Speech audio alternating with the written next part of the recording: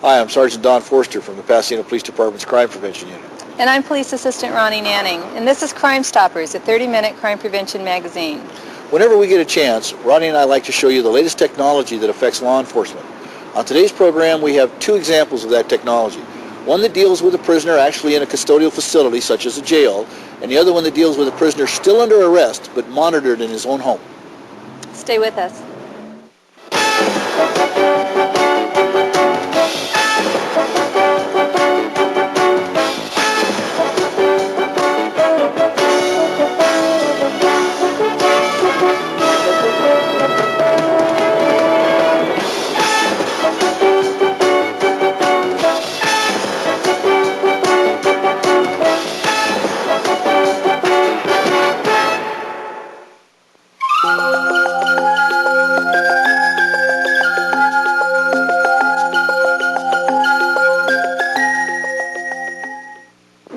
Hi, and welcome back to Crime Stoppers. We're about to show you the new state-of-the-art Pasadena Police Jail facility. This will be the last phase of our tour through the Pasadena Police building. Joining us today is Sergeant Jay D'Angelo, who is the jail administrator. Thanks for joining us today, Jay. It's my pleasure. Jay, this facility doesn't resemble any jail that you'd ever seen on a movie or depicted in photographs. In fact, I can't think I've ever been in any facility that resembles this. Maybe you could tell us a little bit about the design and the functionality of it. Well, this jail was designed as a direct inmate supervision type jail. Basically, it's a mini prison. The cells and pods are surrounding a control room, which is manned 24 hours a day by a jailer who can keep a close watch on the inmates to make sure they don't hurt themselves or others. That's why you don't see any bars. We have glass instead. I'm sure our viewers are interested in knowing what the procedures are once a prisoner is brought into this facility. What happens first? Well, basically, the officer drives the suspect into the vehicle drive-through sally port, which is a door on each end. They come in the sally port, the door is shut where the officers are secure with the prisoner. Then they get into the jail elevator, which is operated by the dispatchers up on the third floor, and come down into the jail outer area. Once they get out of the jail elevator, they have to go into the pre-booking area. In that pre-booking area, we have 4 interview rooms where the officers conduct interviews of the suspects. They prepare booking sheets and inventory their property and search them before actually coming into the jail. It's also in that area where chemical testing is done for drunk drivers. Okay, well, this all happens outside. Now, what happens once they come into this main counter here? Well, basically, the prisoners are booked on paper by the officers before they bring them in. And when they do get here, the important thing we do first is to do a medical screening. Prisoners with certain medical problems can't be housed here, so before we get too far in the process, we do that medical screening to make sure that they're okay. And at that front booking counter, then the officers pass the paperwork through and the property. A jailer will go out and conduct a secondary search. Sometimes officers don't do thorough searches, and jailers will occasionally come up with something. After that's completed, the officer is free to leave, and the whole idea behind this procedure is to get the officers in and out of the facility as quickly as possible, and our goal is under 10 minutes. After that property is accepted and the prisoner searched, then we'll place them into a booking cell where we finalize the booking. Jay, suppose you have a number of arrestees coming in at one time. How do you accommodate for that? Well, if it's a planned program where we know there's going to be a lot of arrestees, such as a Rose Bowl event or New Year's, or say Vice is working on prostitutes down on Colorado Boulevard, we will have additional jailers on hand to assess. But we have 5 holding cells that we can use for people waiting to get in. The largest holding cell will hold about 20 people, and then we have 2 smaller cells that will hold about 5 people each. And we could also use the 2 detox cells. And that's not counting the 4 individual booking cells. We have plenty of room to house people pending finishing of the paperwork. You know, occasionally we'll bring in a prisoner who is violent or is a risk to himself or others. Do we have the facilities to accommodate somebody like that? Well, we have a place to put them temporarily, at least, until they calm down, and we call that our safety cell. The safety cell is the proper name for the padded cell, and that type of cell is required in all new jail construction. We would utilize that cell for people who are violent or uncooperatively violent until they calm down. But generally, if someone is so far off or so bad off that we have to put them in there, we would more than likely transport them to county jail where there is better care for them. As automated as we have become with regard to handling our prisoners, have we sophisticated our systems for handling the paperwork and the booking process? In fact, I understand now we're even computerized. Actually, Don, our booking system is computerized. We, in fact, have two systems. We have our records management booking system, and we're going to shortly be joining the Los Angeles County Consolidated Booking System. By being involved in the county system, we will have access to all prisoners' information in the county. All of our detectives will be able to do actual follow-up on their prisoners by checking the computer and finding out where they are or when their next court date is, for example. And that computer will do certain checks that we normally have been doing individually and by hand, such as wants and warrants, prior arrest record, driver's license history.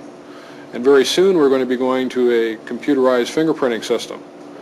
When we get that, we will be one of 5 cities in LA County who designated as a test site. We'll see how the system operates. When a prisoner is fingerprinted, he'll be fingerprinted by computer, and that will automatically be sent to Cal ID in Sacramento. And if that prisoner is not who he says he is, within an hour or an hour and a half, we will know who he is. That's how they caught the Night Stalker, through the Cal ID system. But basically, it's becoming a paperless police department, and within a few years, you probably won't even see any report forms. Well, this certainly seems very efficient, but it must just take an awful lot of people to operate a facility like this. What is the manpower, and how many people does it take to run this? Actually, not really. It's I've got 15 jailers and a police investigator who helps with supervision on the night shift. It basically works out to 4 people on days, 4 on nights, and 3 on graveyard. As we get further into the system and start housing prisoners from other agencies, we're going to need additional personnel, but that's down the line a little bit. Jay, when you mentioned supervision, you made me think of a couple things that plague all jails. Self-inflicted injuries, hangings, that type of thing. How does the design of our jail lend itself to the supervision of inmates? Well, this jail was designed for closer, direct inmate supervision. As I mentioned earlier, there's a lot of glass around here, and that's for a complete lack of privacy. Jailers assigned to the control room have a direct view of the prisoners and also have assistance with cameras and through the bank of monitors to be able to see what's going on. The whole goal here is to prevent people from hurting themselves or others. But probably the best way to explain it is just to have you look at it while I tell you about it. You know, I'm looking at this really rather elaborate control panel you have here. I'm sure that it does some magnificent things. Why don't you tell us about it? Well, basically, this is the control center for the jail. This console is manned 24 hours a day by a jailer who monitors the cameras in the various places of the jail by the 5 monitors. And he unlocks the individual cell doors and the entrances and the exits from the jail. And each cell has an intercom too, so if a prisoner calls us, we can talk to them directly through this intercom. And what's interesting about this is wherever there's a camera in a particular cell, and there are 14 in individual cells, when you hit that intercom, that cell will automatically be called up to that main monitor. I see. And everything that's on that monitor is presently being recorded. Well, as you can see, everything is operated electronically. All the door locks, the individual cell doors, and the sally port doors are operated by the control room officer. These are the locks surrounding the control room. These are the individual pods. And what's interesting about this is if I unlock a door, it will relock in 3 seconds if nobody picks it up, for security reasons, obviously. And while one of these pod doors is unlocked, no one can open another door electronically unless they do a specific override function. Again, that's for security. You know, I'm looking at this, and I've been looking around at the jail, and I'm noticing, you know, we talked earlier about the obvious lack of bars, but I'm noticing the obvious lack of privacy too, you know, both on the screen and just looking around. Is there a certain reason for that? The reason we have this lack of privacy is so that people don't get a chance to hurt themselves or others. Our goal here is to make sure that people leave in as good a condition as when they first came in. And the best way to do that is to be able to see them and what's going on. And that's why you have all this glass and no bars and television cameras. Makes plenty of sense too. So then literally with the touch of a finger, you can control conversation, monitor conversation, open and lock doors, control the flow of traffic of the prisoner population from this one area. Yes, that's correct. I can talk to everybody in the jail with one intercom button. It'll turn everything on. Yes, it's a pretty elaborate system. We're standing in one of the cell blocks, which is more commonly referred to as a pod. You'll notice the number of cells in this one confined cubic area. Jay, what's the population of our jail? Well, our average daily population is about 30, but we can actually hold 70 people. That's 61 man cells plus 10 trustee beds. But what's interesting about the way this jail was designed is each single cell can be doubled in size by just welding a second bed in. So eventually we can hold as many as 130 people. What's that break down to as far as capacity for men versus women? Well, we're standing in the female pod, F pod, and this pod has 12 cells, and we rarely need more than that for females, and the rest would be. Are we in good shape as far as special events like New Year's and Rose Bowl events? How does that impact the population? Actually, we tested this New Year's Day this year, and after 5 a.m., the jail became the booking center for all parade operations and the Rose Bowl. And when I left at 6 p.m. New Year's Day, we still had 12 beds left. So our experience so far has been that we've got plenty of room. Jay, I understand that we have the capability now of renting out space to short-term offenders such as drunk drivers or just public intoxication. How does that work, and is there a fee for that? Yes, we rent out cells to prospective trustees. These are people who have been sentenced to county jail for a term, usually drunk drivers. And instead of going to county jail, they can come to our jail, but they have to pay to stay here. Some of them are on a work release program where they go to work during the day to their regular jobs and then they return here at night. For that privilege, they pay $40 a day. Those that are staying straight time, that is without being released, pay $75 a day. Jay, what's the longest a person can take advantage of this arrangement? Well, actually, we have someone here that's been sentenced to a year for drunk driving. Most of the prisoners would be here for a year or less. What's the average amount of time that a person would spend in this jail before, say, for instance, they were arraigned in court? Well, the law requires that we have people arrested on felony charges arraigned in court no later than the second day following their arrest. And that excludes Saturdays and Sundays and holidays. So generally it's 2 days within a 48-hour period. Jay, I understand we have space designated for immigration and naturalization services. In other words, we have the ability to hold illegal aliens. We're entering into negotiations with the Immigration Service to house their pre-deportation detainees. These are people who've been arrested for a crime and have served a sentence in either state prison or a county jail and have been released from that facility. INS then needs a place to house them for a day or two until they can arrange for their deportation hearing. People that we would hold are not here as a result of street sweeps like sometimes occurred, but these are actually convicted criminals.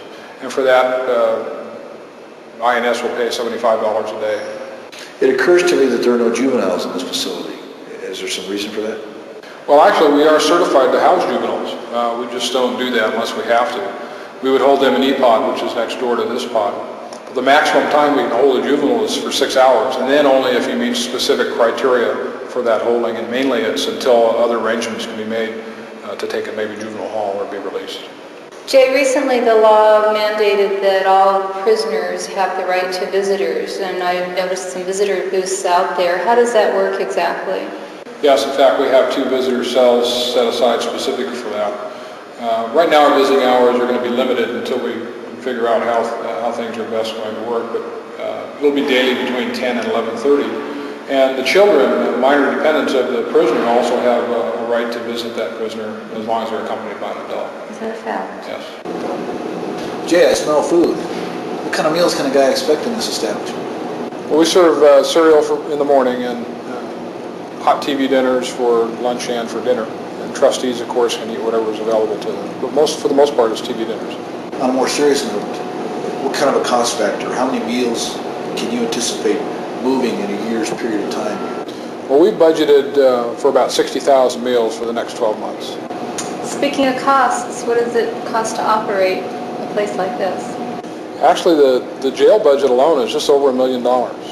But we hope with the jail revenue that we'll be able to displace some of that expenditure. Well, I must admit this is a Ritz-Carlton compared to the Gray Bar Hotel we're accustomed to. Jay, thanks for being on our show. Well, it's been a pleasure, and come anytime. I'll always have room for you. Oh, thanks. It's a well-known fact that prison and jail overcrowding is a very real problem. The United States has the world's highest rate of imprisonment, and California has the largest prisoner system. And short of building new jails and prisons to house the increasing population, we are virtually running out of room to put these people. Once again, technology is on the cutting edge. In the future, more and more non-threatening criminals will be monitored outside the confines of a jail by a small monitoring device that controls their coming and going. This will, in essence, create more room for those prisoners who need to be in a controlled environment and need constant supervision. Coming up next, the latest in home monitoring detention, a system by which a convicted prisoner can be monitored outside of prison walls. Please stay with us. All right, let's see. My taxes, income taxes. For some people, doing their tax forms by themselves can make them feel like they're climbing the walls. My full name is, I remember that, Dependence. If you need help, free tax help is available from IRS-trained volunteers. Find them by calling 1-800-TAX-1040. They'll make your taxes less taxing.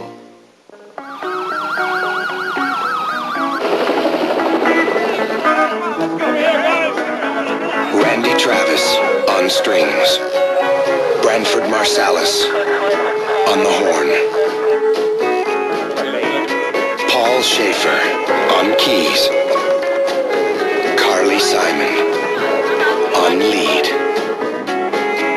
There are a lot of different parts to play in the American Red Cross. Play your part.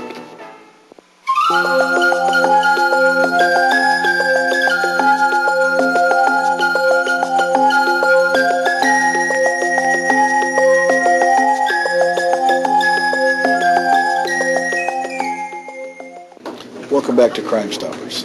We're now at the Communications Center of the Central Station Security Systems, and with us today is Vic Dominguez, the Division Manager of the Home Detention Monitoring Division. Thank you for being with us, Vic. Thank you. It's a pleasure to have you here. Vic, perhaps we should start off by telling our audience exactly what home detention monitoring is. Certainly, home detention monitoring is the electronic confinement of low to moderate risk nonviolent criminal offenders who are generally under the supervision of probation or parole. In simple terms, basically what that means is that our equipment is able to place an electronic perimeter around the individual's home, and we will immediately be notified in the event that he were attempting to leave his home without proper authorization. Exactly how does this type of monitoring work? The system is set up to place a transmitter on the individual's ankle. The transmitter is in constant communication with a receiver, which is also in the individual's home, and is connected to our central station by way of phone line. In the event that the transmitter were to send any type of signal to the receiver, we would immediately receive it here at our central station and be able to determine any changes in status regarding the transmitter or the individual himself. But you know, I just can't imagine something like that being real comfortable for a long period of time. Well, first of all, I think in response to that question, you need to understand that there are a variety of systems that are currently on the market. The system that we're talking about today was developed by TrackTech Incorporated, and as such is the most sophisticated and advanced system that's available. One of the things about this transmitter is that it actually only weighs 3.5 ounces, so it's very light in weight. It is attached to the individual's leg with an adjustable stretch band, which can be adjusted by the individual for their own personal level of comfort. In fact, in some cases, if they're going to, when they're sleeping with it, they can actually remove the band completely, and what will happen is they then don't have to even have it attached to their leg at all. This will not interfere with the tamper aspects of this transmitter at all. Additionally, what it does is it gives them the ability to be able to get to the part of their leg that the transmitter would normally sit flush against and be able to deal with any type of hygiene concerns, any type of discomfort that may result from having had this unit flush against their skin.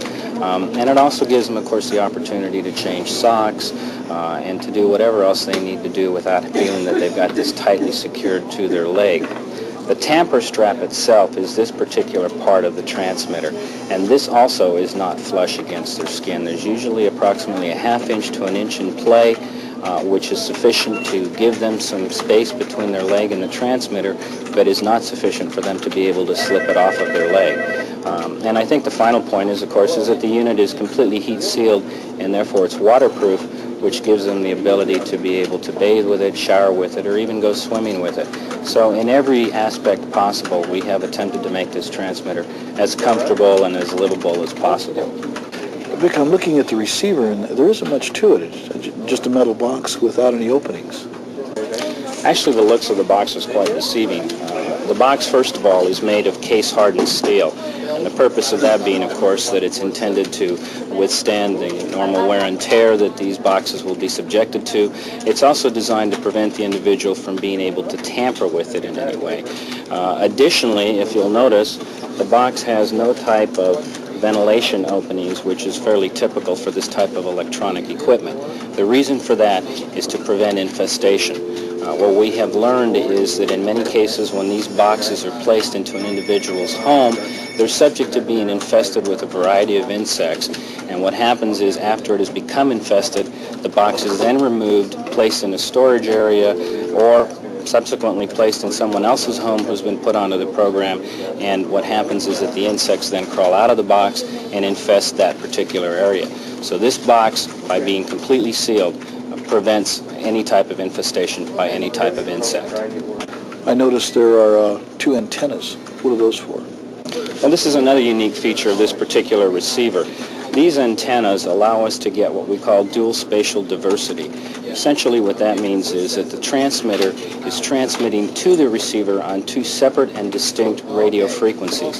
The reason for that is it prevents the individual from being able to in some way duplicate the transmission of one receiver to from a transmitter to a receiver and fool the receiver into thinking that the individual is actually there when he's not. And the other reason is that it's designed to prevent any type of false signals, which means that individuals' transmissions are coming from the transmitter to the receiver and on occasion have encountered some type of interference, which will either give us a false signal or prevent the signal from reaching the receiver at all. By having two separate and distinct radio frequencies, we have complete confidence that the signals we get are in fact good signals and that no interference will be able to prevent the signals from going from the transmitter to the receiver. Well, explain to me who gets this equipment and how. Ultimately, the decision of who qualifies for this program or not is at the discretion of the judges and certainly probation and parole agencies. Our sole function is to monitor and to make this system available to those individuals which the courts of probation and parole have designated as qualifying for the program. I'd like to emphasize that certainly we encourage those agencies and the courts to recognize that the system is intended for low to moderate risk individuals of a non-violent criminal history so that they're not inclined to put people on this program that the system really was not intended to supervise. I understand in some cases that a person under this program can continue to go to work. That's correct, and frankly that's one of the desirable aspects of home detention monitoring. The intent of the program is for the individual, while he's on this program, to be a productive member of society. And in that sense, what we're talking about is that as long as the individual can continue to be employed, he can continue to support himself, support his family, he can be in a position to be able to pay any type of fines or restitutions which the court may have imposed as part of his sentence. And ultimately, if the individual has a sufficient income, the subject is encouraged to pay for the system and the cost of the system totally himself. When you stop to consider that this program actually only costs a grand total of $7 a day, you can readily see that any individual with any type of reasonable income could very easily pay for this system, thereby alleviating any burden on the county or the state to have to pay for the cost of his program. Vic, I think it's important for our audience to understand why this would even be a consideration. When you stop to realize that the average state prison facility in California is operating at 168% capacity, the average county jail at 135% capacity, what we're literally faced with is an overcrowding situation that as new arrestees are being brought into these facilities, an equal number of criminals are having to be released just to make space for the new individuals being brought in. What that results in is a term that the system very very freely utilize is called early release. It's a little mind-boggling to realize that in the last year and a half in LA County alone, there have been in excess of 325,000 early releases. When you look at that situation, it sends a couple of messages. First of all, it tells the criminal that they can freely expect that they will not have to worry about serving their entire sentence, so there's very little deterrent. And then secondly, it also winds up a situation where you have criminals that are going back out onto the street in very short periods of time and are being given the opportunity to commit new crimes and wind up going back into a system that again will ultimately result in an early release. Some people seem to take comfort in the idea that many of these individuals may be under supervision of probation or parole. When you start to realize that in 1980, LA County Probation had a total of 3,500 probation officers and was responsible for 60,000 probationers, and now in 1990, the number of probation officers has dropped by 700 to 2,800 probation officers, and they're currently responsible for supervising in excess of 108,000 probationers. You can certainly see that that type of supervision is minimal at best. I was made to understand recently by one of the probation officers that the average caseload is 2,000 cases a month. In situations where there's a little closer supervision required, they drop that caseload to 100 cases a month. I suggest to you that that type of supervision is not going to be sufficient to deter these people from committing crimes again once they're back out on the street. The other consideration, obviously, is from a cost factor. When you stop again to consider the fact that to house an inmate in the state prison system costs $21,000 a year, in a county jail system $10,000 a year, and in the youth authority up to $28,000 a year, and you compare that to the cost of this system at just a little over $2,000 a year, I would suggest to you that cost savings is a major incentive in wanting to put individuals on this program with a higher degree of supervision than they would normally get under the system as it is today. Where do we go from here? What's the future of the home detention monitoring device?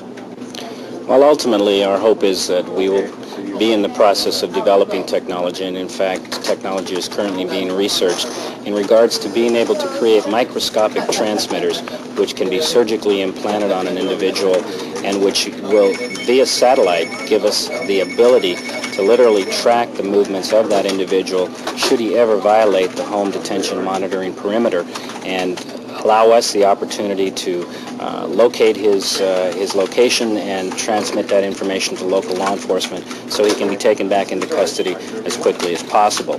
In regards to the equipment and the system itself, we also see some possible applications and are researching applications in the area of mental health facilities and being able to more closely monitor the movements of the mentally ill. And last but not least, certainly in the area of rest homes, where in many cases you have elderly individuals who are suffering from Alzheimer's disease or similar diseases who, with a degree of frequency, are getting out of those facilities. They're totally lost, they're totally disoriented, and in many cases it's quite a length of time before the facility is even aware that they're gone. With this equipment, they will be notified immediately upon leaving the facility, and will be able to notify staff not only when they left, but actually what door they went out, and hopefully expedite locating them and getting them back before some harm might come to them as a result of them walking around on the streets without having anyone know about it. Vic, suppose our viewers would like more information on this home detention monitoring device. Is there a phone number that they can call? Absolutely, and I would encourage anyone who would be interested in learning more about it to give me a call personally. My number is an 800 number, and that number is 843-8526. Vic, on behalf of Crime Stoppers, let me thank you for bringing us up to date on this technology. Well, on behalf of all of us here at CSSS, I would like to thank you for giving us an opportunity to tell you about our system. We're very proud of it. When we come back, we'll bring you some current information on the Lojack auto detection device. Stay tuned. From the McGruff Files, the Philadelphia story. In certain parts of Philadelphia, things were rough. Areas were run down, crime and drugs were out of hand, and honest folks felt like prisoners in their own homes. People decided to work with police to turn things around. Weekly meetings led to cleanup projects and folks working together. Soon the neighbors had their neighborhood back. That's what happens when people and police work together. Write this down and I'll show you how you can help take a bite out of crime. In the summer of 1990, we presented Lojack auto tracking device to you. At that time, the system was just coming online in Los Angeles County. Since the activation date of July 1990, Lojack has shown a consistent record of recoveries. Year-end totals reveal 17 activations, 17 recoveries. At this time, there are 4,500 Lojack-equipped cars. Although it's too early to tell of any specific trends regarding the type of car that's stolen, it has been determined that most cars that are equipped with Lojack are done so by the owner at the time they are purchased, and they are installed by the dealer. In summary, out of the 17 Lojack activations, 2 of the vehicles were discovered while moving. That resulted in 2 arrests. 2 of the vehicles required surveillance, which resulted in 2 additional arrests. And one of the suspects that were taken into custody was a result of the subsequent investigation. The average activation time was in just under 4 hours. The longest was 23 hours and 58 minutes, while the quickest recovery occurred in just 14 minutes. Normally, the cars are recovered in under 2 hours, and most sustain little or no damage at all. It would appear that technology is providing itself as an excellent tool in the fight against crime. We hope to bring you updates in the future regarding Lojack and the home detention monitoring system. If you'd like any information on any of the topics covered in the Crime Stoppers episodes, please call the Pasadena Police Department's Crime Prevention Unit. Thank you for joining us for this episode of Crime Stoppers. Please join us again. Bye-bye.